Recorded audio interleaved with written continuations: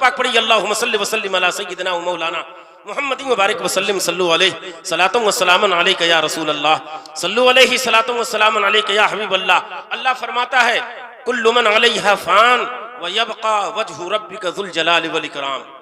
हर वो चीज जो जमीन पर जिंदगी गुजारती है, जिसके अंदर अल्लाह तबारक व तआला ने सोचने की सलाहियत दी है, फिक्र की सलाहियत दी है, समझने की सलाहियत दी है, चलने फिरने की सलाहियत दी है, खेती बाड़ी करने की सलाहियत दी है, कारोबार की सलाहियत दी है। हर चीज जो जमीन पर जिंदगी गुजारती है, जिसके अंदर अल्लाह तबारक व तआला ने रूह पैदा की है, जिसे सोचने की और समझने की अल्लाह ने कुव्वत और इस्तेदाद अता फरमाई है। अल्लाह फरमाता है हमारा आपका परवरदिगार सूरह रहमान में फरमाता है जो जमीन पर जिंदगी गुजारने वाले हैं, जमीन पर चलने वाले हैं, जमीन पर कारोबार करने वाले हैं, जमीन पर सोसाइटी चलाने वाले हैं, जमीन पर कारोबार करने वाले हैं, जमीन पर तिजारत करने वाले हैं, खेती बाड़ी करने वाले हैं, चाहे ड्राइवरी से ताल्लुक रखने वाला हो, तदरो तदीर से ताल्लुक रखने वाला हो, चाहे तिजारत से ताल्लुक रखने वाला हो, किसी भी खित्ते के अंदर जिंदगी के अय्याम में गुजारने वाला हो, हमारा आपका परवरदिगार फरमाता है जो जमीन पर रहने वाले हैं उन्हें एक न एक दिन फना होना। बेशक बेशक। कुल्लु मन अलैहा फान व यबका वजहु रब्बिका ज़ुल जलाल वल इकराम। और बाकी रहने वाली जात अल्लाह वहदहु ला शरीक लहू की जात है। अब परवरदिगार ने आयत करीमा उतारी है, पहले ये जमीन वालों के लिए है। ये आयत करीमा जब उतरी तो अल्लाह तबारक व तआला के जो फरिश्ते हैं जो पहले आसमान पर अल्लाह की इबादत करते हैं, दूसरे आसमान पर अल्लाह की पाकी बयान करते हैं, तीसरे आसमान पर अल्लाह की बुजुर्गी बयान करते हैं, अल्लाह की तस्बीह पढ़ते हैं, पाकिज़गी बयान करते हैं, अल्लाह को सुब्बू कहते हैं, अल्लाह को कुद्दूस कहते हैं, अल्लाह की किबरियाई बयान करते हैं, अल्लाह की इस्मत बयान करते हैं, अल्लाह की बड़ाई बोलते हैं, अल्लाह की पाकी बयान करते हैं। जफीर भाई इधर देखिए उधर मत देखिए। तो वह परवरदिगार आलम के जो फरिश्ते हैं जो आसमानों पे हैं, जो अर्श आज़म को उठाए हुए हैं, जो लौह कुल्ती पर मुसल्लत हैं, अल्लाह की पाकी बयान कर रहे हैं। यह आयत करीमा तो जमीन वालों के लिए उतरी थी, लेकिन जो आसमान के फरिश्ते थे वो सरगोशियां करने लगे, वो खुशियां मनाने लगे, वो आपस में एक दूसरे को खुशामदद कहने लगे, एक दूसरे को मुबारकबाद देने लगे और कहने लगे कि अल्लाह ने आयत करीमा तो जमीन वालों के लिए उतारी है, हम तो आसमान के फरिश्ते हैं, हमें मौत नहीं आएगी, हम बच जाएंगे, हमें मौत का मजा नहीं चखना है। तो परवरदिगार आलम ने हजरत जिब्रील को हुक्म दिया, ए जिब्रील जाओ मेरे महबूब पाक सल्लल्लाहु अलैहि वसल्लम की बारगाह में ये आयत पढ़ के सुना दो।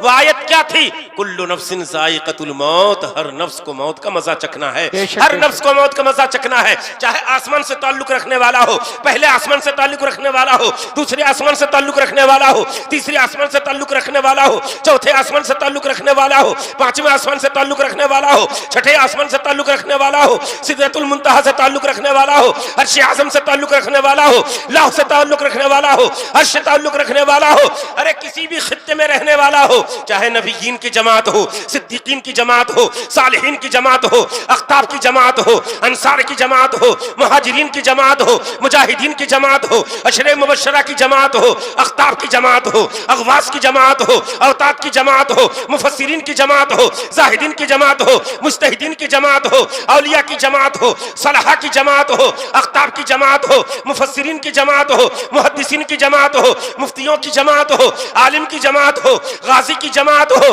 नमाजियों की जमात हो, हाजियों की जमात हो, चाहे देहाती हो, चाहे शहरी हो, चाहे पाकिस्तानी हो, चाहे हिंदुस्तानी हो, चाहे अमरीकी हो, चाहे कोई भी हो, कुल्लु नफ्सिन ज़ाइक़तुल मौत, हर नफ्स को मौत का मजा चखना। बेशक बेशक। सुभान अल्लाह। किसी भी खित्ते से ताल्लुक रखने वाला होगा, हर एक को मौत का मजा चखना है। किसी को मौत से रुस्तगारी नहीं है, मौत से छुटकारा नहीं है। मेरे पैगंबर फरमाते हैं अल मौतु जसरुन यूसुलिल हबीब इलल हबीब, मौत एक पुल है जो एक तरफ से दूसरे तरफ को मिला दिया करती है। एक तरफ से दूसरे तरफ को, जैसे पुल होता है और पुल को पार किए हुए आदमी पुल पर जब तक सवार नहीं होता है एक तरफ से दूसरी तरफ नहीं जा सकता है, एक किनारे से दूसरे किनारा नहीं जा सकता है जब तक के पुल को प्रयोग न कर ले, पुल को यूज न कर ले, पुल को इस्तेमाल न कर दे, वो एक तरफ से दूसरी तरफ नहीं जा सकता। बिला तशबीह तमसील, जब तक मौत नहीं आएगी उस वक्त तक हम न आलम आखिरत में दाखिल हो सकते हैं, न हम जन्नत में जा सकते हैं, न हम बरज़ख को तय कर सकते हैं। पता ये चला कि मौत यकीनी शय है, मौत का आना यकीनी है, इसलिए कि हमारा आपका परवरदिगार इरशाद फरमाता है कुल्लु नफ्सिन ज़ाइक़तुल मौत, हर नफ्स को मौत का मजा। बेशक बेशक। सुभान। हजरात, अल्लाह के पैगंबर सल्लल्लाहु अलैहि वसल्लम हैं, एक सहाबी, जिस सहाबी का नाम हजरत सलमान फारसी रज़ी अल्लाह ताला अन्हु, हजरत सलमान फारसी रज़ी अल्लाह ताला अन्हु रिवायत करते हैं कि अल्लाह के पैगंबर सल्लल्लाहु अलैहि वसल्लम ने इरशाद फरमाया कि अगर मरने वाले के अंदर अगर तीन बातें अगर तुम देख लो, जो दुनिया से जा रहा है, रूह जिस्म से निकल रही है, आलम नज़ा की कैफियत तारी है, और जब इस दुनिया को छोड़कर दूसरी दुनिया की तरफ जा रहा है, तो हजरत सलमान फारसी रज़ी अल्लाह ताला अन्हु रिवायत करते हैं कि अल्लाह के रसूल सल्लल्लाहु अलैहि वसल्लम ने इरशाद फरमाया, वो रसूल जिनकी जबान की जो गुफ्तगू होती है, जिनकी कुव्वते जो नताकत है, अल्लाह के पैगंबर जो बोलते हैं वो अपनी तरफ से नहीं बल्कि जो कुछ बोलते हैं वो अल्लाह के कौल को बोला करते हैं। इन हुवा इल्ला वह्युन यूहा, पैगंबर अपनी तरफ से नहीं बोलते बल्कि वही बोलते हैं जो अल्लाह को हुक्म हुआ करता है। इसलिए कि है कौले मोहम्मद कौले खुदा, फरमान न बदला जाएगा, है कौले मोहम्मद कौले खुदा, फरमान न बदला जाएगा, और बदलेगा जमाना लाख मगर कुरान न बदला जाएगा। और सजदे में मुस्तफा के नवासे ने कह दिया, सजदे में मुस्तफा के नवासे ने कह दिया, नाना के दीने पाक को बेचा न जाएगा। पैगंबर फरमाते हैं अगर मरने वाले के अंदर अगर तीन बातें अगर तुम देख लो, अगर वो तीन बातें मरने वाले के अंदर पाई जाएं, तो हमारा आपका परवरदिगार, हमारे आपके परवरदिगार का पैगंबर, हमारे आपके रसूल मुहतशम जनाब मोहम्मदुर रसूलुल्लाह सल्लल्लाहु अलैहि वसल्लम इरशाद फरमाते हैं कि अगर उस मरने वाले के अंदर तीन बातें अगर पाई जाएं, तो कसम है उस जात की जिसके कब्ज़े कुदरत में मेरी जान है, वो दुनिया से जाने वाला यकीन के साथ वो जन्नती होगा, वो जहन्नमी नहीं हो सकता। बेशक सुभान। गौर से सुने वो तीन बातें क्या हैं। पैगंबर फरमाते हैं पहली बात तो यह है कि मरने वाला जब मर रहा हो तो सबसे पहले ये देखो कि उसकी आंख से रूह के निकलने के वक्त में आंसू रवा दवा हो रहे हैं या नहीं हो रहे हैं। क्या आना चाहिए उसकी आंख से, जरा बोलिए पीछे वाले। आंसू, मरने वाला मरे तो ये देखिए कि उस मरने वाले के आंख से रवा दवा होते हैं या नहीं होते। कुछ बातें जरूरी समझ लीजिए। दूसरी अलामत यह बयान की कि उस मरने वाले के अंदर यह देखो कि उसकी पेशानी से पसीना बह रहा है या नहीं बह रहा है। आंख से आंसू का बहना, पेशानी से पसीना का बहना। तीसरे नंबर पे पैगंबर फरमाते हैं कि उसकी नाक का जो नथना है, नाक का जो अंदरूनी हिस्सा है, उस हिस्से के अंदर कुशादगी, उसाद, फैलाव है या नहीं है।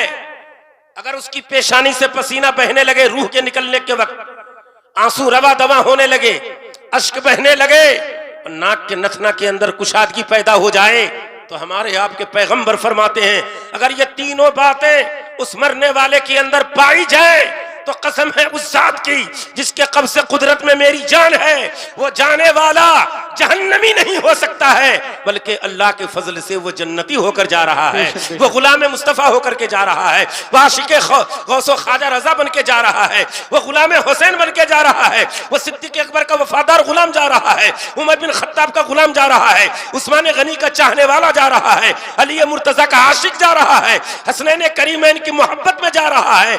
इसलिए कि जब पैगंबर फरमा रहे हैं तो इसलिए कि पैगंबर की बात दुनिया तो हट सकती है, आसमान तो फट सकता है, पहाड़ तो हट सकते हैं, जमीन के अंदर जलजला तो हो सकता है, लेकिन है कौले मोहम्मद कौले खुदा, फरमान न बदला जाएगा।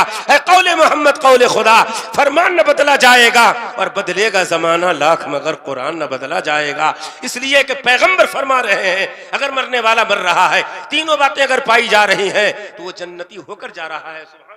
सुभान अल्लाह। हज़रात, किताबों के अंदर आता है, अल्लामा जलालुद्दीन सूती रहमतुल्लाह ताला अलैह अपने किताबे मुस्तताब शरहुस सुदूर में नकल फरमाते हैं कि अल्लाह के पैगंबर सल्लल्लाहु अलैहि वसल्लम ने एक मरतबा मलकुल मौत इज़राइल अलैहिस्सलाम से आपने इरशाद फरमाया। हुजूर ने किससे? हजरत मलकुल मौत से, मौत के फरिश्ते से हजरत मलकुल मौत से इरशाद फरमाया, ऐ इज़राइल, ऐ मलकुल मौत, तुम अपने आने से पहले पहले वार्निंग क्यों नहीं दे देते? अपने आने की इत्तला पहले क्यों नहीं देते कि मैं आने वाला हूं? उससे पहले तुम एलची भेज दो, उससे पहले तुम कासिद भेज दो, उससे पहले तुम मुतनब्बे कर दो, उससे पहले तुम वार्निंग दे दो कि मैं आ रहा हूं। हजरत इस्राईल अलैहिस्सलाम ने अर्ज किया, पैगंबर ये अल्लाह के रसूल सल्लल्लाहु अलैहि वसल्लम, मैं वार्निंग पहले दे देता हूं। क्यों? इसलिए कि बालों का सफेद होना, आंखों का कमजोर होना, कानों के अंदर कुव्वत समात का कमजोर होना, पैरों की रफ्तार में कमी वाक़े होना, कुव्वत वश के अंदर कमजोरी पड़ जाना, दिमाग के अंदर जरा हल्का हो जाना, ये सारी चीजों का कमजोर होना, आंखों का कमजोर होना, हाथों का कमजोर होना, पैरों का कमजोर होना, अमराज का होना, बीमारियों का होना और नकाहत और कमजोरी का जिस्म के अंदर पैदा होना, ये सारे पैगंबर ही तो हैं, सारे कासिद ही तो हैं, सादे एलची ही तो हैं। ऐ लोगों सुनो, मैंने इसलिए पहले तुम्हारी आंख कमजोर कर दी है ताकि ये पता चल जाए कि मौत का फरिश्ता आने वाला है। कान की समात इसलिए कमजोर हो गई है ताकि ये पता चल जाए कि अब मौत का फरिश्ता आने वाला है। मैं सबको भेज देता हूं, लेकिन पैगंबर फरमाते हैं अब जब मलकुल मौत आ जाते हैं रूह कब्ज करने के लिए, तो इरशाद फरमाते हैं, अलम अक़दिम इलैका रसूलन बाद रसूलिन व नज़ीरन बाद नज़ीरिम फ़अना रसूलुल्लज़ी ला नबिय्या ला रसूल बादी। हजरते मलकुल मौत कहते हैं मैंने तुम्हारे पास पहले बतेरे फैने कैलची भेज दिए हैं, बतेरे कासिद भेज दिए हैं, बहुत मैंने मुतनब्बे किया है, वार्निंग भेजी है, लेकिन याद रखो मैं जब तुम्हारे पास आ जाऊंगा अब उसके बाद कोई दोबारा आने वाला नहीं आएगा, कोई डर सुनाने वाला नहीं आएगा, कोई खुशखबरी वाला नहीं सुनाने आएगा। अब फरिश्ता उस आदमी पर मुसल्लत होता है, उसके रूह को कब्ज कर देता है। बल्कि किताबों में यह आता है कि जब किसी इंसान की जब रूह कब्ज करना मकसूद होता है, मलकुल मौत का जब रूह कब्ज करना चाहते हैं तो दिन के अंदर 3 मरतबा उसके चेहरे को देखते हैं। कितनी मरतबा? 3 मरतबा उसके चेहरे की तरफ ये मलकुल मौत देखते हैं, और मलकुल मौत 3 मरतबा चेहरा देखने के बाद फिर रूह कब्ज करते हैं। जैसे ही रूह कब्ज करते हैं अब शोर होने लगता है, लोग रोने लगते हैं, शोर मचाने लगते हैं, या वैला करने लगते हैं, आपस में चीर फाड़, बालों को चीर रहा है, गिरेबान को फाड़ रहा है, सर को टकरा रहा है, रोना धोना शुरू हो जाता है, गोगा और गलगला शुरू हो जाता है, शोर होने लगता है, रोने की आवाज बुलंद होने लगती है। अब वो मलकुल मौत जिसने रूह कब्ज की थी, रूह कब्ज करने के बाद चौखट को पकड़ के खड़ा हो जाता है और वो अरबी में कहता है मैंने कोई गलती तो नहीं की है, मैंने तुम्हारे साथ कोई कसूर तो नहीं किया है, मैंने तुम्हारे उम्र को कम नहीं किया है, तुम रो क्यों रहे हो, तुम पीट क्यों रहे हो, तुम रो क्यों रहे हो, तो हंगामा क्यों बचा रहे हो। और फरमाते हैं व अन्नली फीकुम लाउदा सुम्मा औदा ला यबका अहदुम मिनकुम अहद। ऐ लोगों सुनो सुनो, मेरा तो तुम्हारे अंदर बार बार आना होगा, मैं बार बार तुम्हारे पास आऊंगा और उस वक्त आता रहूंगा कि तुम सबके सब मौत के घाट पर उतार दिए जाओगे, तुम में से कोई बाकी नहीं रहेगा। इसलिए कि अल्लाह ने ये ड्यूटी मेरे ऊपर मुकर्रर की है। आज तुम्हारी मौत आ रही है, कल किसी की मौत आएगी, किसी की सुबह में मौत आ रही है, किसी की दोपहर में मौत आ रही है, किसी की शाम में मौत आ रही है, किसी की रात में मौत आ रही है, किसी की 12 बजे रात आई रहे। इसलिए कि अल्लाह ने हमें इस काम के लिए मुकर्रर किया है। अगर मैं तरस खाऊंगा, अगर मुझे रहम आएगा, अगर मैं मोहब्बत करने लगूंगा, अगर मैं अफसोस करने लगूंगा, अगर मैं तरस करने लगूंगा, तो अल्लाह के हुक्म के अंदर उदूली होगी, अल्लाह की नाफरमानी होगी। अल्लाह ने जिस काम के लिए मुझे मुकर्रर किया है वो मैं काम के रहूंगा। इसलिए तुम्हारा वक्त पूरा हो चुका है। वलन युअख्खिर अल्लाहु नफ्सन इज़ा जाअ अजलुहा, जब आदमी की मौत का वक्त जब आ जाता है तो अल्लाह तबारक व तआला उसकी मौत में ताखिर नहीं फरमाता है, बल्कि जो वक्त मुकर्रर है उसी वक्त में उसे मरना है। लेकिन हमें क्या पता कि हमारी मौत कब आएगी, हम कब मरेंगे, किस वक्त में मरेंगे। इसलिए कि हमें जरूरत इस बात की है कि हम जब भी मौत आए तो हम मौत की मुकम्मल तैयारी करके रहें, हर वक्त हम तैयार रहें। ऐ मौत हम तैयार हैं, आजा। इसलिए कि हमारे पास नमाजों का भी अंबार है, रोजा का भी अंबार है, तिलावत कुरान का भी अंबार है, सदका तो खैरात का भी अंबार है। जिसके पास तैयारी होती है, मौत की तैयारी होती है, जाने की तैयारी होती है, आखिरत की तैयारी होती है, उसे जर्रा बराबर फिक्र नहीं होता है, वो मौत से नहीं डरता है, बल्कि अल्लाह और अल्लाह के रसूल के हुक्म पर अमल करने के लिए हम वक्त तैयार रहा। बेशक बेशक सुभान। कुल्लु नफ्सिन ज़ाइक़तुल मौत, हर नफ्स को मौत का मजा चखना है। हजरात, अगर आपने नमाजें पढ़ी है, आपने रोजा रखा है, आपने तिलावत कुरान किया है, आप वाज़ो नसीहतों के मजलिसों में जाया करते हैं, जुमा के दिन खुतबा से पहले मस्जिद में आप इमाम साहब के खुतबा सुनने से पहले इमाम के वाज़ो नसीहत सुनने के लिए आप तशरीफ ले जाते हैं, तो हदीस पाक के अंदर आता है अब ये मरने वाला जब मरता है, अगर उसने नमाज पढ़ी है, उसने रोजा रखा है, उसने कुरान की तिलावत की है, उसने जिक्र अस्कार किया है, तो आपको मालूम है जब वो कब्र में रखा जाता है तो कब्र में रखने के बाद अब दाएं तरफ जब अजाब का फरिश्ता मुसल्लत होता है, अब अजाब का फरिश्ता मुसल्लत हुआ, लेकिन नमाज अब इंसानी शक्ल में तैयार हो जाती है, मुजस्सम होती है। अब शक्ल में एक फरिश्ते की शक्ल में हो या इंसानी शक्ल में नमाज खड़ी हो जाती है और वो नमाज कहती है, ऐ अजाब के फरिश्ते हट जा, इसलिए तू इसके ऊपर अज़ा मत कर, इसलिए कि यह ऐसा शख्स था जिसके दिल में नमाज की मोहब्बत थी, अल्लाह की मोहब्बत थी, रसूल की मोहब्बत थी, कुरान की मोहब्बत थी। फजर की नमाज पढ़ता था तो जोहर की नमाज की फिक्र में रहता था, जोहर की नमाज पढ़ता था तो असर की नमाज की फिक्र रहती थी, असर की नमाज पढ़ता था तो मगरिब की फिक्र रहती थी, मगरिब की नमाज पढ़ता था तो इशा की फिक्र रहती थी, इशा की नमाज जब पढ़ता था तो सो जाता था। वो मोबाइल की स्क्रीन पर गलत सलत तस्वीरें नहीं देखता था, वो गाना नहीं सुनता था, वो गलत बातों को नहीं सुनता था, वो आवारा लड़कों के साथ घूमता नहीं था, रात के अंदर वक्त जाया नहीं करता था, बल्कि उसकी फिक्र होती थी इशा के बाद अपने घर जाने के बाद बिस्तर पर सो जाया करता था। अल्लाह की तस्बीह पढ़ रहा है, अल्लाह का जिक्र कर रहा है, अल्लाह की पाकी बयान कर रहा है, अल्लाह को तस्बीह, अल्लाह को सुब्बू कह रहा है, अल्लाह को कुद्दूस कह रहा है। अब इस नियत से सो रहा है कि जब फजर का वक्त आएगा तो फजर के वक्त में बाजमात इमाम साहब के पीछे हम नमाज पढ़ेंगे। अल्लाह के पैगंबर फरमाते हैं अगर उसने इशा की नमाज पढ़ने के बाद इसलिए सो गया है कि फजर की नमाज बाजमात पढ़ेंगे, अगर जो उसने नमाज रात में नहीं पढ़ी है, नवाफिल नहीं पढ़ा है, कुरान की तिलावत नहीं की है, जिक्र अस्कार नहीं किया है, तहज्जुद नहीं पढ़ा है, अव्वाबीन नहीं पढ़ा है और कायमुल लैल नहीं हुआ है, साइमुद्दहर नहीं है, लेकिन पैगंबर फरमाते हैं इशा की नमाज पढ़ने के बाद सो गया कि फजर की नमाज बाजमात पढ़ेंगे तो अल्लाह तबारक व तआला की तरफ से वो से इनाम और इकराम मिलता है कि पूरी रात तो सो रहा है लेकिन पूरी रात उसके नामे आमाल में इबादत इलाही का सवाब लिख दिया जाता है। इसलिए कहे कौल मोहम्मद कौल खुदा, फरमान न बदला जाएगा और बदलेगा जमाना लाख मगर कुरान न बदला जाएगा। नारे तकबीर, नारे रिसालत, मसलके आला हजरत, फैजाने आला हजरत, नारे हैदरी, नारे तकबीर। अगर उसने नमाज पढ़ी है तो नमाज एक जिस्म की शक्ल में खड़ी हो जाएगी, अजाब के फरिश्तों को धक्का देगी, हट जा। ये पूरी जिंदगी अल्लाह और अल्लाह की इबादत में इसने गुजारी है, मरा है तो नमाज की मोहब्बत में, जिंदगी के अय्याम इसके नमाज में गुजरे हैं। जब से ये बालिग हुआ है मौत के वक्त तक इसने नमाजों की पाबंदी की है। दुनिया में कुछ हो जाए, लोग खुराफात करें, शराब पिए, सट्टे में नंबर लगाएं, ताश खेलें, जुआ खेलें, माँ बाप के साथ माँ बाप की नाफरमानी करें, वो सब कुछ करें, लेकिन ये जो शख्स था ये हर वक्त अल्लाह और अल्लाह के रसूल की इताअत में, फरमा बरदारी में इसने जिंदगी गुजारी है। अब नमाज धक्का देकर के हटा देती है, अब अजाब का फरिश्ता दूसरी तरफ आ जाता है। अब इसने दुनिया में रोजे रखे थे, रमजान में रोजे रखे थे, शबे बारात के रोजे रखे थे, आशूरे का रोजा रखा था, रबी अव्वल शरीफ में, शव्वाल के अंदर इसने रोजे रखे थे, महीने के 13, 14, 15 में अय्याम 20 के इसने रोजे रखे थे। इसलिए नहीं कि दुनिया हमें रोजेदार कहे, इसलिए रोजा रखा करता था कि अल्लाह की रजा हासिल हो, रसूल की रजा हासिल हो, इसलिए कि दुनिया नाराज हो जाए, लेकिन मेरा जो परवरदिगार है वो हमसे राजी हो जाए। इसलिए कि खुदा की रजा चाहते हैं तो आलम और खुदा चाहता है रजा। सुभान अल्लाह। अब ये उसने रोजा रखा था, रोजा अब इंसानी शक्ल में खड़ा हो जाता है। अब अजाब का फरिश्ता जब बाएं तरफ आता है तो ये रोजा उसे धक्का देकर के हटा देता है। अब वो अजाब का फरिश्ता सर की तरफ आता है, सर की तरफ कौन से नेकी खड़ी होती है?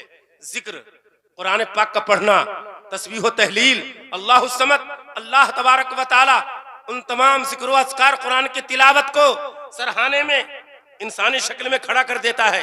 अब अजाब का फरिश्ता को न दाएं तरफ मौका मिल रहा है न बाएं करवट में मौका मिला, अब सर की तरफ वो अजाब का फरिश्ता आया तो सर की तरफ की जो नेकियां हैं यानी नमाज, कुरान की तिलावत, जिक्र अस्कार, तस्बीह व तहलील, ये सारी चीजें खड़ी हो जाती हैं। अब सर की तरफ अजाब का फरिश्ता को मुसल्लत होने का मौका नहीं मिलता, अब दाएं तरफ भी मौका नहीं है, बाएं तरफ भी मौका नहीं मिल रहा है, सर की तरफ भी मौका नहीं मिल रहा है, बल्कि पैरों की तरफ अजाब का फरिश्ता आता है। अब अजाब का फरिश्ता जब पैर की तरफ आता है तो पैर की तरफ कौन सी नेकी है? यही नेकी है कि ठंड का मौसम है, आपका बिस्तरा ये कह रहा था कि कहां जा रहे हो, नरम नरम गरम गरम बिस्तर छोड़कर, लिहाफ गद्दा छोड़कर, ये कंबल वगैरह छोड़कर कहां जा रहे हो, लेकिन आपने बिस्तर के तकाजे पर अमल नहीं किया है, गर्म लिहाफ के तकाजे पर अमल नहीं किया है, बल्कि अल्लाह की रजामंदी के लिए, रसूल की रजामंदी के लिए, उलमा किराम को बयान सुनने के लिए, हजरत कारी अलाउद्दीन साहब मुफ्ती आजम के चेहरे ज़ेबा की जियारत के लिए आप यहाँ आए हो। अरे कुछ हो, बिस्तर नर्म रहे या गर्म रहे, लिहाफ नर्म रहे या गर्म रहे, दुनिया कुछ चाहे, हमें तो वो काम करना है जिससे अल्लाह राजी हो जाए, रसूलुल्लाह राजी हो जाए। इसलिए कि जब मजलिस में जाएंगे, इसाले सवाब की महफिल होगी, वसीम भाई के 40वें के नाम से इसाले सवाब की महफिल मनाई जा रही है। हजरत कारी अलाउद्दीन साहब तशरीफ लाए हैं, कारी गुफरान साहब, मौलाना नाजिम रजा मंजरी आए हैं, हसन नौशाही को बुलाया गया है, उलमाए किराम आए हैं। ना जाने उस महफिल में कोई अल्लाह का नेक बंदा होगा, उस नेक बंदा के सदके में कहीं अल्लाह ताला हमारे सगीरा कबीरा गुनाहों को माफ कर देगा और उसके सदके में अल्लाह हमें जन्नत के अंदर आला सला मुकाम अता फरमा देगा। अब वो नेकी सामने की तरफ, सर की तरफ जब खड़ी होती है, बाएं तरफ, या आप जो यहाँ जलसे में आए हैं, 40वें की महफिल में आए हैं, मदरसे में आपने रसीद कटाने के लिए, उलमाए किराम की दावत के लिए, उलमाए किराम के चेहरा देखने के लिए, इमाम साहब के साथ भलाई के लिए, इमाम साहब से मुलाकात करने के लिए, इमाम साहब के चेहरे ज़ेबा की ज़ियारत करने के लिए, औलिया किराम के मज़ारात पर हाजिरी के लिए जो जाते हो, ये सारी नेकी पैर की तरफ खड़ी हो जाएगी। अब अजाब के फरिश्ते को न साए सर की तरफ मौका मिल रहा है, न पैर की तरफ मौका मिल रहा है, न दाएं तरफ मौका मिल रहा है, न बाएं तरफ मौका मिल रहा है। चारों तरफ से ये सारी नेकियां घेर लेती हैं। अब एक तरफ सब्र होता है, सब्र कहता है कि तुम सबों से जब काम न बनता तो मैं मैदान में आ जाता, मैं इसके काम के लिए आता, इसलिए कि मेरी जरूरत यहाँ नहीं है। लेकिन सब्र ये कहता है कि मेरी जरूरत इस वक्त में तो नहीं पड़ी है, लेकिन जब मैदान महशर होगा, पुल सिरात जब कायम किया जाएगा, मीज़ान अदल कायम होगा, तो मैं सब्र इस आदमी को पुल सिरात पार कराऊंगा और जन्नत के अंदर अपने साथ लेकर के बैठाऊंगा। इसलिए कि जब उनके गदा भर देते हैं शाहाने ज़माना की झोली, जब उनके गदा भर देते हैं शाहाने ज़माने की झोली, अरे मोहताज का जब ये आलम है तो मुख्तार का आलम। बेशक बेशक, सुभान अल्लाह। फरमाता है कुल्लु नफ्सिन ज़ाइक़तुल मौत, हर नफ्स को मौत का मजा चखना है। हजरत उमर बिन खत्ताब रज़ियल्लाहु ताला अन्हु है, फरमाते हैं कि अल्लाह के पैगंबर सल्लल्लाहु अलैहि वसल्लम ने इरशाद फरमाया, ला तगुर्रन्नकुमुद दुनिया हत्ता गर्रतनी वला यलअबन्ना बिकुमुज़ ज़मान मा लअब बी मा खलफ़तु मा तरक्तु लिवरसती वद्दय्यान यौमल क़ियामह युखासिमुनी व युहासिबुनी। एक मतलब दरूद शरीफ तो सुना दो, सुभान अल्लाह के सुभान अल्लाह। दरूद पाक पढ़ो, अल्लाहुम्मा सल्लि व सल्लिम अला सय्यिदिना व मौलाना मुहम्मदिन व बारिक व सल्लिम सल्लु अलैहि सलातुम व सलामुन अलैका या रसूल अल्लाह, सल्लु अलैहि सलातुम व सलामुन अलैका या हबीब अल्लाह, सल्लु अलैहि सलातुम व सलामुन अलैका या रसूल अल्लाह। पैगंबर फरमाते हैं कि जब मरने वाला जब मरता है और उसको जब ताबूत पर रख दिया जाता है, और ताबूत पर रखने के बाद जब 3 कदम जब आगे के चलते हो, तो आगे चलने के बाद वो लाशा, वो मय्यत, वो मुर्दा ये कहता है, ला तगुर्रकुमुद दुनिया हत्ता गर्रतनी। ऐ लोगो, तुम्हें दुनिया धोखा में न डाले जैसे मुझे धोखा में डाल दिया। बेशक मौत कहती है, मुर्दा कह रहा है, लाश कह रही है, मय्यत कह रही है, और इस बात को जिन और इंसान के अलावा हर कोई सुनते हैं। लेकिन अगर तुम्हारे सामने ये बातें बिल्कुल जाहिर कर दी जाएं तो सब तो नमाजी हो जाएंगे, सब रोजेदारी हो जाएंगे। लेकिन हम तो उस वक्त में सच्चा पक्का मुसलमान है कि अल्लाह और अल्लाह के रसूल ने जो हमें बात बताई है, रसूल अकरम ने जो हमें गैब का इल्म दिया है, रसूल अकरम ने जो बात बताई है जो हमारी नजरों से उजल और पोशीदा है, उसको मान लेने का नाम तो ईमान कहलाता है। वो मुर्दा कहता है, वो मय्यत कहती है कि तुम्हें हरगिज दुनिया धोखा में न डाले जैसे मुझे धोखा में डाला है। बेशक बेशक। वला यलअबन्न बिकुमुज़ ज़मान, जमाना तुम्हें तुम्हारे साथ खिलवाड़ न करे, कमा लअब बी, जैसे मेरे साथ खिलवाड़ जमाना किया है। और आगे फरमाते हैं अल्लाह के पैगंबर सल्लल्लाहु अलैहि वसल्लम, और फरमाते हैं व खलफ़तु मा तरक्तु लिवरसती, मैंने जो कुछ कमाया था, मेरी जो जायदाद है, मेरी जो प्रॉपर्टी है, मेरी जो जमीन है, मेरे जो बैंक बैलेंस है, मेरे जो सोने चांदी है, जो हीरे जवाहिरात है, जो मकान है, ये सारी जायदाद मेरे वर्षा के लिए है। अल्लाहु समद। और फरमाते वद्दय्यान यौमल क़ियामा युखासिमुनी व युहासिबुनी, कि मेरा जो कर्ज वाला है, जिससे कर्ज लेने के बाद मैंने औलाद को परवरिश की है, पट्टी को हमने बढ़ाया है, हमने कारोबार किया है, नमाज को छोड़ दिया है, रोजा को छोड़ दिया है, हराम काम के अंदर हमने जिंदगी गुजारी है, तो वो कर्ज वाला कयामत के दिन मुझसे झगड़ेगा, मुझसे मुहासबा करेगा। अगर वाकईतन तुम अल्लाह और अल्लाह के रसूल के वफादार गुलाम बनना चाहते हो, रसूल अकरम सल्लल्लाहु अलैहि वसल्लम की वफात शार अगर तुम गुलाम बनना चाहते हो, तो सिद्क दिल से तौबा करो, अपने जिंदगी के अंदर चेंजिंग लाओ, इनकलाब पैदा करो और अवारों की तरह जिंदगी न गुजारो, बेनमाजियों की तरह जिंदगी न गुजारो। अपनी जबान को शराब नोशी से बचाओ, गीबत से बचाओ, झूठ से बचाओ, ताकि जब तुम दुनिया से जाओ तो नमाजी बन करके जाओ, रोजेदार बन करके जाओ। और मालूम है कि जब बच्चा पैदा होता है तो बच्चा के कान के अंदर अजान और इकामत कहे जाते हैं, दाएं तरफ अजान, बाएं तरफ इकामत कही जाती है। और अजान और इकामत कहने के बाद आज हमारा मामला है कि हॉस्पिटल में अगर कोई बच्चा पैदा हो रहा है या घर के अंदर बच्चा अगर बगैर ऑपरेशन के पैदा हो रहा है, तो हमें अजान के कलिमात याद नहीं है, इकामत के कलिमात हमें याद नहीं है। हम मौलाना को या मस्जिद के इमाम की कुंडी हम खटखटाते हैं कि हजरत चलो मेरे यहाँ बच्चे की पैदाइश हुई है, अजान के कलिमात कह दो, इकामत कह दो। हमें अजान तक नहीं आती है। फिल्मी गाने हमें बहुत याद है, कौन मैच कब जीता गया वो हमें याद है, खिलाड़ियों के हमें नाम याद है, फिल्मिस्तान के हीरो और हीरोइन के हमें नाम याद है, और सारी बातें याद है। 1983 में कौन हिंदुस्तान जीता था या पाकिस्तान जीता था, सारी बातें याद है। लेकिन अफसोस मुसलमान, अगर कहा जाए कि तुम जरा कलमा तो सुना दो, कभी कलमा शरीफ का विर्द तो कर दो, कभी कलमा तैयबा तो पढ़ दो, कभी ये कहा जाए अजान के कलिमात तो कह दो, इकामत तो कह दो, सोने की दुआ क्या है, मस्जिद में दाखिल होने की दुआ क्या है, नमाज में वाजिबात कितने हैं, नमाज में फराइज कितने हैं, हमें शर्म आती है और हम कह देते हैं कि हजरत हमें शर्म आती है। शर्म नहीं आनी चाहिए मुसलमानों।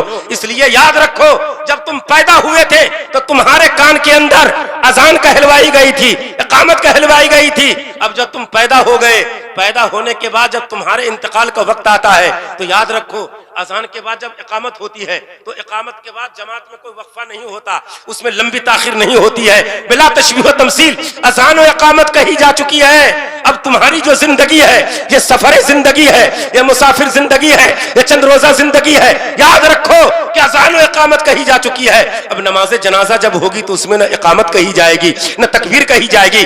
शर्त यह है कि जब दुनिया से जाओ, जब तुम पैदा हुए थे तो तुम रो रहे थे, लोगों की मुस्कुराहट थी, लोगों के तबस्सुम रेजियां थी, लेकिन जब तुम जाओ तो अपने कफन के अंदर मुस्कुरा रहे हो, लोग रो रहे हो। इसलिए कि यही असली जिंदगी है, यही गुलाम मुस्तफा का वतीरा है, यही आशिक रसूल का एक अंदाज होना चाहिए। ये जा रहा है, इसे किसी चीज की फिक्र नहीं है, बल्कि फिक्र यह है कि जब कब्र में रखे जाएंगे तो अल्लाह के रसूल सल्लल्लाहु अलैहि वसल्लम का दीदार होगा, नबी अकरम सल्लल्लाहु अलैहि वसल्लम की जलवागरी होगी और ईमान के अंदर ताजगी होगी। इसीलिए तो हजरत राबिया बिसरिया रज़ी अल्लाह तआला अन्हा है, जब आपको कब्र में रखा गया तो कब्र में रखे जाने के बाद मुनकर नकीर तशरीफ ले आए, पूछा मर रब्बुका मा दीनुका मा कुंत तक़ूलु फी हक़्क़ि हाज़िर रुजुल।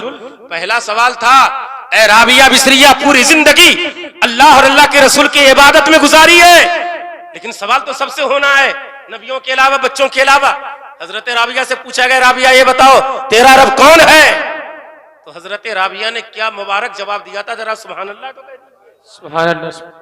हजरत राबिया ने कहा था, फरिश्तों मुझसे पूछ रहे हो कि मेरा रब कौन है? पूरी जिंदगी अल्लाह की रबूबियत का इकरार किया, अल्लाह के लिए नमाज पढ़ी, हर वक्त जिक्र खैर, विर्द, तकबीर, तस्बीह, तमजीद, तकदीस, अल्लाह ताला की किबरियाई, पूरी जिंदगी अल्लाह की इबादत और रियाजत में गुजार दी। फिर मुझसे पूछते हो कि मेरा रब कौन है? उस रब से पूछो कि मैं उसकी बंदी हूं या नहीं हूं। सुभान अल्लाह, सुभान अल्लाह। हालांकि अल्लाह जानता है कि मेरी बंदी से क्या सवाल हुआ, मेरी बंदी ने क्या जवाब दिया। फिर रिश्ते खुदा की बारगाह में पहुंचते हैं, अल्लाह तबारक व तआला की बारगाह में माँ मज़ा को बताते हैं फरिश्ते, अल्लाह हुक्म देता है फरिश्ते जाओ राबिया के लिए अब आगे सवाल मत करना, इसलिए कि ये मस्तानी की हालत में ये दुनिया के अंदर आई थी, इश्क की हालत में दुनिया से जा रही है। अब जाओ और राबिया से कह दो नम कनौमतिल उरूस, तुम इस तरह सो जाओ जैसे दुल्हन सोया करती है, और उसको उसके अलावा जो ज्यादा महबूब है उसके अलावा कोई नहीं उठाएगा। और फरिश्ते जाओ राबिया बिसरिया के कब्र के अंदर जन्नती बिछौना बिछा दो, जन्नती खिड़की खोल दो और कयामत तक के लिए आराम और सुकून के सामान को फराहम करो। सुभान अल्लाह। दरूद पाक पढ़िए, अल्लाहुम्मा सल्लि व सल्लिम अला सय्यिदिना व मौलाना मुहम्मदी मुबारक वसल्लम सल्लु अलैहि सलातुम व सलामुन अलैका या रसूल अल्लाह, सल्लु अलैहि सलातुम व सलामुन अलैका या हबीब अल्लाह, सल्लु अलैहि सलातुम व सलामुन अलैका या रसूल अल्लाह। बड़ी माजरत के साथ मैं अर्ज करना चाहता हूँ, हमारा मुआशरा कितना बिगड़ चुका है। नात खानी अच्छी चीज है, लेकिन नात खानी की तरह होनी चाहिए। लेकिन हमने नात खानी को नात खानी नहीं, हमने इसको डांस और फिल्मी अंदाज में हमने बदल दिया है। नात खानी का क्या तरीका है, जैसे लोग गाने के अंदर धुन पहले लगाते हैं, वो तरीका इख्तियार किया था। इसलिए कि हम लोग जिम्मेदार हैं। अगर स्टेज पे कोई गलत बात होती है तो हम लोग कहेंगे, चाहे आपको बुरा लगे। अल्लाह फरमाता है सुम्मा लतुसअलुन्न यौमइज़िन अनिन नईम। अगर कोई जिम्मेदार है, मुफ्ती वक्त है, मुफ्ती आजम है, काज़ी शरा है, मुहद्दिस है, जिम्मेदार आलिम है, आलिम बाअमल है, इमाम वक्त है, हाफिज कुरान है, जिम्मेदारी शरीयत के एतबार से उसके सर पे है, तो गलत बात को गलत कहे, सही बात को सही कहे। बेशक बेशक। अगर स्टेज पे गलत बात हो रही हो हम ना कहें, तो हम लोगों के लिए क्या हुक्म आएगा कि ये गूंगा शैतान है। या तो इसलिए मनाने करते हैं कि इनके लोगों का रोब दबदबा होगा, या नजराना में कटौती हो जाएगी, या लोग नाराज हो जाएंगे, मदरसे का चंदा नहीं देंगे। अरे मदरसे का चंदा तो दरकिनार, अगर अल्लाह राजी है तो मदरसे का इंतजाम तो अल्लाह खुद फरमा देगा। बेशक बेशक। रसूल का घर है, अल्लाह का घर है, अल्लाह इंतजाम करेगा। हम तो जहां शरीयत के खिलाफ बात होगी हम मना भी करेंगे, और अगर कोई नहीं मानेगा तो स्टेज से कान पकड़ के नीचे भी उतार देंगे, इसलिए कि हमारी जिम्मेदारी है। इसलिए आज हमारा मुआशरा इतना खराब हो चुका है कि हम उन शायरों को बुलाते हैं जो शायर गाने के तर्ज पे नात पढ़ता है। कुरान पढ़ना अच्छा है ना, कुरान की तिलावत अच्छी चीज है, नात अच्छी चीज है, लेकिन उसी कुरान को कोई गाने में बोलने लगे, हराम है, हराम है। इसलिए कि नात अच्छी चीज है, लेकिन जब नात को गाने के तर्ज में अगर पढ़ी जाएगी तब सुन्नत रसूल नहीं होगी, वो हजरत हसन की सुन्नत नहीं होगी, रसूल अकरम की सुन्नत नहीं होगी, बल्कि वो खुराफात कहलाएगी। सुनने वाले भी गुनहगार, सुनाने वाले भी गुनहगार। ना तो वो हो कि जिसमें इश्क रसूल आ रहा हो, ना सुने तो अल्लाह के रसूल की तरफ हमारी मुकम्मल तवज्जो हो रही हो। और जिस रसूल ने सल्लल्लाहु अलैहि वसल्लम ने अपनी तारीफ मक्कतुल मुकर्रमा के अंदर और मदीनतुल मुनव्वरा के अंदर रौज़े रसूल में बैठकर स्टेज से शायर की नातों को अपने कब्र अनवर के अंदर मुलाजा कर रहे हो, अब जब कोई गाने के तर्ज पे पढ़ेगा तो उसको गलत तरीके से धुन में पढ़ेगा, तो क्या रसूल अकरम को तकलीफ नहीं होगी? इसलिए कि हमारा अकीदा है तो जिंदा है वल्लाह, तो जिंदा है वल्लाह, मेरी चश्मे आलम से छुप जाने वाले। इसलिए शरीयत की जिम्मेदारी है और अहले शरा की जिम्मेदारी है, उलमा की जिम्मेदारी है कि अगर मुकर्रिर अगर गलत कर रहा हो, शायर गलत कर रहा हो, गलत अंदाज से कर रहा हो, तो हमें उसे टोकना चाहिए। इसलिए कि अल्लाह ने हमें नेमत दी है, इल्म दिया है, हमें अल्लाह ने इज्जत बख्शी है, अल्लाह तबारक व तआला ने हमें नेमत से नवाजा है, तो उस नेमत का तकाजा यह है कि गलत को गलत कहो, सही को सही कहो। और पैगंबर फरमाते हैं मन रआ मिनकुम फलयुगय्यिरहु, अगर कोई बुराई देखे तुम में से तो उस बुराई को मिटाने की कोशिश करे। बेशक। पहले हाथ से, अगर हाथ से ताकत न हो तो जबान से, और जबान से ताकत न हो तो दिल से बुरा समझे। आप बुरा मत मानना, आप शायरों को बुलाते हो अच्छी बात है, देखे कितना उसमें, क्या हमने कोई यहाँ पर इस तरह से कोई मैंने ये कहा या इस तरह से मैंने ये कहा कि इस तरह ना सुनते हो, मैक वालों को बेकार करके रख दिया, आपकी समाज को बिल्कुल उसने पानी में धोख दिया। फिर ऐसे लोगों को बुला करके आप, ये तालिब इल्म ना हाफिज है, न इसको नाजरा पढ़ा हुआ है, न मौलवियत की कोई किताब पढ़ा है, एक जाहिल आदमी आकर के खड़े होकर के स्टेज रसूल पर ये गलत सलत तर्ज में नात पढ़ रहा है, उसको आप पसंद कर रहे हो कि आपके खलीलों में नात पढ़ने वाले नहीं है। बड़ी माजरत के साथ अगर हमारी बात बुरी लगे तो माफ कर देना, लेकिन शरीयत की जिम्मेदारी हम कहेंगे। हमारे यहाँ एक से एक नात पढ़ने वाले हैं, अच्छे अच्छे तर्ज में, पूरे हिंदुस्तान का चक्कर लगाने वाले शायर इस्लाम मोहम्मद फारूक रजा है, सरताज साहब है, मौलाना गुलफाम है, या आपके नकीब मौलाना नाजिम रजा, ये पूरे हिंदुस्तान के अंदर खलील लूम के नाम को रोशन कर रहे हैं, असातिज़ा के नाम को चमका रहे हैं। आप तो हमसे राब्ता करते, हजरत से बढ़ के कोई हिंदुस्तान में कोई तकरीर किया है क्या उस जमाने में? बताओ, किसी भी इलाके में चले जाओ, राजस्थान हो, बेंगलोर हो, चाहे बिहार हो, बंगाल हो, यूपी के खित्ता हो, आप रामपुर चले जाओ, बरेली चले जाओ। अब बुढ़ापा आ गया तो लोग सोचते हैं कि बुढ़ापा आ गया तो अब सोच रहे हैं कि घर की मुर्गी साग बराबर दाल बराबर। ऐसा कुछ नहीं है। ये तो वो मुकर्रिर हैं कि जिनकी बारगाह में उलमाए किराम ने ज़ानी व अदब तय किया है तो अपने वक्त के बेहतरीन मुकर्रिर नजर आ रहे हैं, बेहतरीन शायर नजर आ रहे हैं, बेहतरीन नकीब नजर आ रहे हैं। आज हिंदुस्तान का चप्पा चप्पा कोना कोना पर जाओगे तो हर जगह खलीली चमन की तुम्हें फूल की खुशबू महक नजर आएगी, खलीली चमन लहलाते हुए नजर आएंगे। तो आप बड़ी माजरत के साथ जलसा करना हो खलीलूम के अंदर राब्ता कीजिए, हम अच्छे शायर को बुलाएंगे और अगर आपके पॉकेट में दम होगा तो अच्छा शायर बुलाएंगे, अच्छे मुकर्रिर को बुलाएंगे और इंशाअल्लाह ये कहने की जरूरत नहीं होगी कि सुभान अल्लाह कहो, अल्हम्दुलिल्लाह कहो, माइक बेकार है, हम भी तो बोल रहे माइक में, रोजाना हमें तो 5 घंटा पढ़ाना होता है, हजरत पढ़ाते 5 घंटा, हम तो नहीं कि मैक खराब है, अब मैक को भी बेकार कर दिया, सबको बेकार कर दिया, आप सुभान अल्लाह ने कहोगे तो हम पढ़ेंगे नहीं, और ऐसा ना हो आप कहें तो ना कहें तो ये कोई बात है भाई? तुम मेहमानो, तुम्हारा काम है पैगाम पहुंचाना, पैगाम पहुंचाओ। कतई तौर पर हमें ऐसे शायरों, गलत बात है ये, आप सही लोगों को बुलाइए और अगर जिनको मेरी बात बुरी लगे वो माफ कर देना, ये हक बात कहेंगे तो इंशाअल्लाह कहते रहेंगे। अल्लाह हक बात कहने और हक सोचने और हक पर अमल करने की तौफीक अता फरमाए। बस एक बात, उसके बाद तकरीर खत्म हो रही, दरूद पाक पढ़िए, अल्लाहुम्मा सल्ली अला सय्यिदना नबीना व अला आलि सय्यिदना मौलाना मुहम्मद मुबारक वसल्लिम सल्लु अलैहि सलातु व सलामुन अलैका या रसूल अल्लाह, सल्लु अलैहि सलातु व सलामुन अलैका या हबीब अल्लाह, सल्लु अलैहि सलातु व सलामुन अलैका या रसूल अल्लाह। एक मतलब सुभान अल्लाह तो कहती है बुलंद आवाज से आप लोग, सुभान अल्लाह। वो इबरत के लिए वाकया मैं सुना रहा हूँ और इंशाअल्लाह हुजूर मुफ्ती आजम संभल मेरे बाद अपने खिताब नायाब से हम लोगों के कुलूब को महसूस फरमाएंगे। खुलफाए अब्बासिया में एक बादशाह था, गौर से सुने, वो बादशाह ऐसा था कि जिसे फिक्र लाहिक रहती थी कि मरने के बाद कब्र में होता क्या है। हालांकि मैंने किताब में पढ़ा, अल्लाह के पैगंबर सल्लल्लाहु अलैहि वसल्लम इरशाद फरमाते हैं कि बनी इसराइल के कुछ लोगों ने आपस में मशवरा किया कि चलो 2 रकत नफल पढ़ें और खुदा की बारगाह में दुआ करें कि अल्लाह ताला किसी कब्र के मुर्दे को जिंदा फरमाए और वो मुर्दा अपनी मौत की जो कैफियत थी, जो तकलीफ हुई थी, जो दर्द हुआ था रूह के निकलने के वक्त में, वो हमें खबर दे दे। पहुंच गए बनी इसराइल के कुछ लोग, नफल पढ़ी, खुदा की बारगाह में दुआ की, अल्लाह तबारक व तआला को हुक्म हुआ, एक कब्र से एक मुर्दा अल्लाह ने जिंदा कर दिया और वो मुर्दा कब्र से बाहर निकला, नेहा काला कलौटा था लेकिन उसकी पेशानी पर सजदे के निशानात थे। सुभान अल्लाह के। जब निकला, निकलने के बाद वो लोगों से कहा कि क्या बात, मुझे तुम क्यों परेशान कर रहे हो, क्यों परेशान करने आ गए कब्रिस्तान में?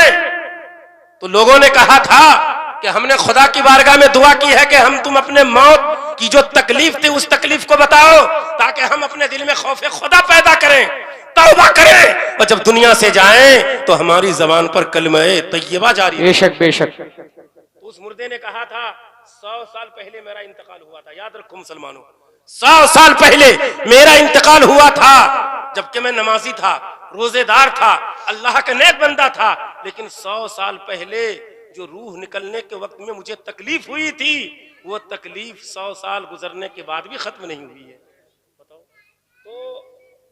तो खुलफाए अब्बासिया में एक बादशाह जिसको फिक्र रहती थी कि कब्र में किस तरह मंजर होता है ये, तो उसने ये तय किया, ऐलान कराया कि या तो कोई कब्र में जाने के बाद ये बताए, मुर्दा को जिंदा किया जाए, मुर्दा ये बताए कि कब्र में क्या क्या सवालात हुए, क्या हश्र हुआ, कब्र ने किस तरह से इसके साथ सुलूक किया, या यह है कि कोई ऐसा आदमी जो बज़ाहिर मुर्दा बन जाए और वो कब्रिस्तान में जाने के बाद कब्र में उसे दफन कर दिया जाए, रात भर कब्र में रहने के बाद सुबह हो और हमें बताए कि रात में उसके साथ कब्र के अंदर क्या क्या मामला पेश हुआ। चुनांचे ऐलान किया उसने, भाई यकीनी है कि किसी कब्र को खोद के मुर्दे को तो निकाल नहीं सकते, ये मुहाल है। तो एक आदमी तैयार हुआ और वो ऐलान किया उस बादशाह ने कि जो आदमी रात भर कब्र में रहने के बाद सुबह आकर के अपने तमाम अहवालो कवाइफ जो रात में हुए थे वो बता दे तो हम उस वक्त के एतबार से 2 लाख दिरहम बतौर इनाम दे देंगे। सुभान अल्लाह। कितने इनाम? 2 लाख। 2 लाख में कौन तैयार होता?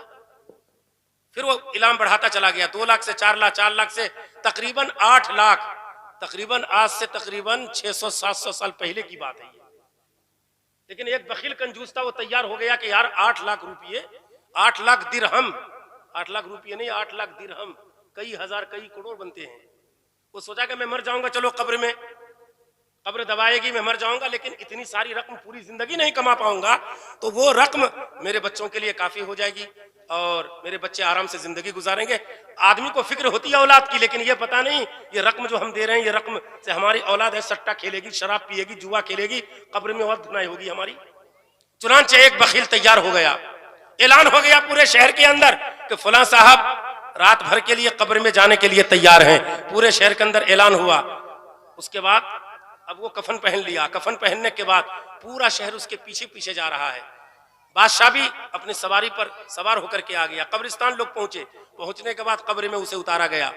इधर देखिए, उधर उधर मत देखो भाई साहब, खौफ नहीं आ रहा है कब्र का? मरना सबको है।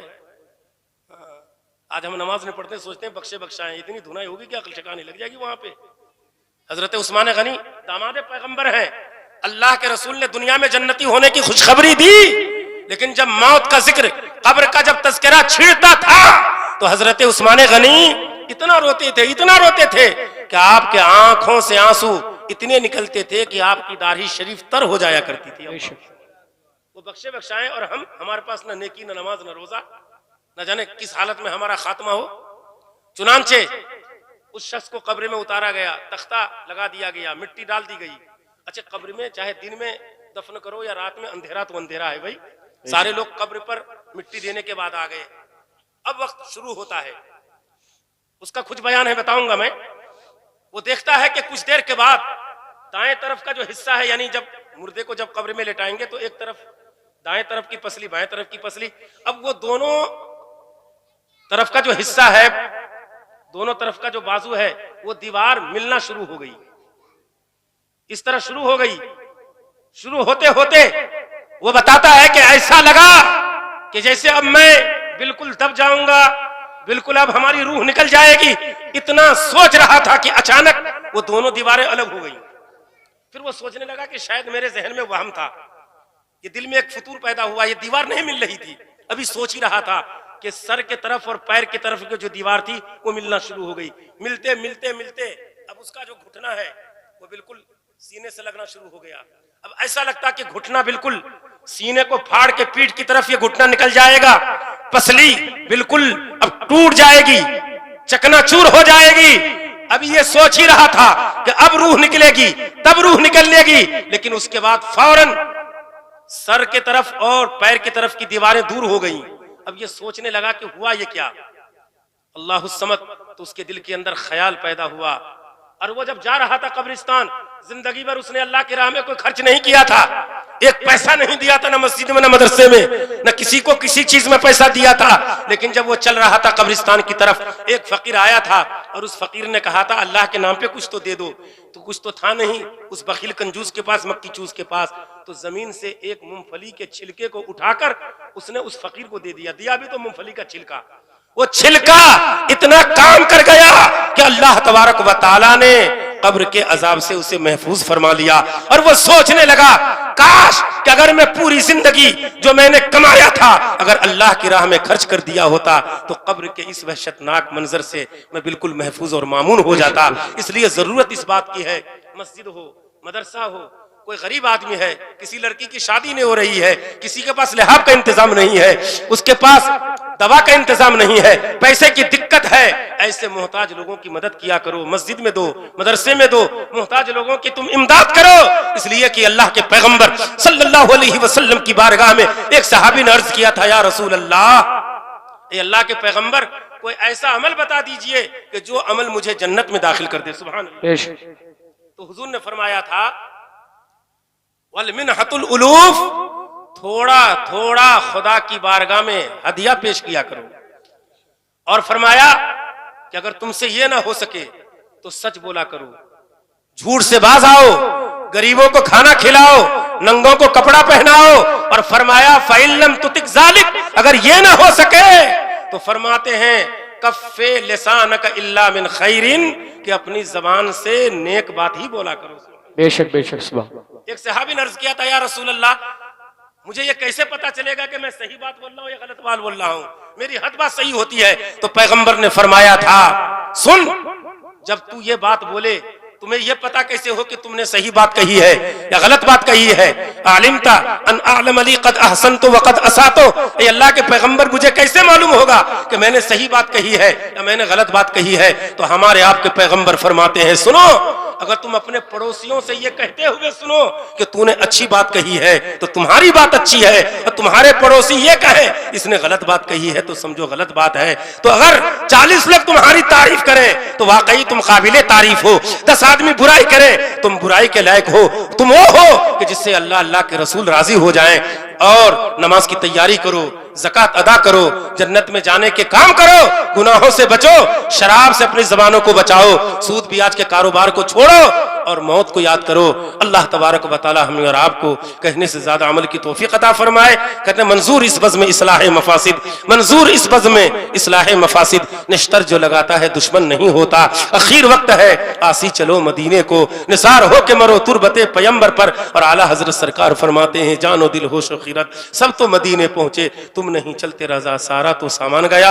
अल्लाह तबारक व तआला हमारे वसीम भाई की मग़फ़िरत फरमाए, उनके तमाम सगीरा कबीरा गुनाहों को माफ फरमाए, कब्र के अंदर अल्लाह तबारक व तआला करवर करव सुकून अता फरमाए। कुछ देर के लिए आप लोग तशरीफ रखिए, हजरत मुफ्ती आजम संभल साहब कुछ नसीहत के कलिमात इरशाद फरमाएंगे, उसके बाद सलात व सलाम होगा और उसके बाद मैं तकरीर खत्म कर रहा हूँ। आखिर दावाना अनिल हम्दुलिल्लाहि रब्बिल आलमीन।